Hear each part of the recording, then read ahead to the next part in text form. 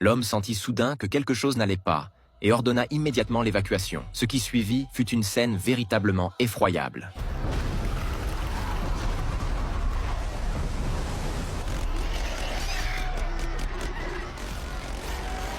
Alors que la base sous-marine s'effondrait complètement, les monstres envahirent rapidement le laboratoire et libérèrent la mère monstre de ses chaînes. Une fois libérée, son premier réflexe fut d'utiliser son odorat extrêmement développé pour commencer à traquer Jack. Car la fille de Jack, Lisa, avait mis au point un sérum toxique capable d'exterminer toute l'espèce de monstre. La mère monstre localisa rapidement sa cible et ordonna immédiatement aux monstres environnants de bloquer les sorties. Au même moment, les deux personnes transportant le sérum vers le refuge réalisèrent qu'elles étaient encerclées. Face à une mort imminente, elles n'eurent d'autre choix que de se battre pour leur vie. Profitant de la taille massive des monstres et de leurs mouvements lents, elles parvinrent à percer le blocus des monstres dans le passage étroit et continuèrent d'avancer vers le refuge. Mais cela ne dissuada pas la rusée mère monstre. Juste au moment où les deux allaient atteindre le refuge, la mère monstre frappa Lisa directement à l'abdomen, la laissant presque immobilisée.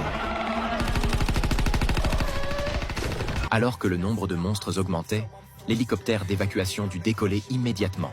Traînant leur corps meurtris, les deux se précipitèrent vers le refuge suivant. Pourtant, la fin de l'humanité semblait inévitable. Au loin, un paquebot rempli de survivants fut complètement dévoré par les monstres. En voyant le dernier appareil d'évacuation plongé dans l'océan, Lisa fut envahie par le désespoir. C'était le dernier bastion de survivants sur Terre. Sa chute signifiait l'extinction complète de l'humanité. Lisa ne pouvait placer son dernier espoir qu'en son père. Elle avait besoin qu'il traverse l'espace-temps avec le sérum pour anéantir les monstres avant qu'ils ne dominent la Terre. Mais avant qu'elle ne puisse finir de parler, la mère monstre les retrouva une fois de plus. Pour ne pas être un fardeau pour son père, Lisa lâcha résolument ses mains. Elle plongea dans la mer infernale infestée de vers. Voyant sa fille sur le point de périr, Jack plongea par instinct paternel. Juste au moment où il allait plonger dans l'essaim de monstres, la machine à remonter le temps le transporta instantanément dans le passé.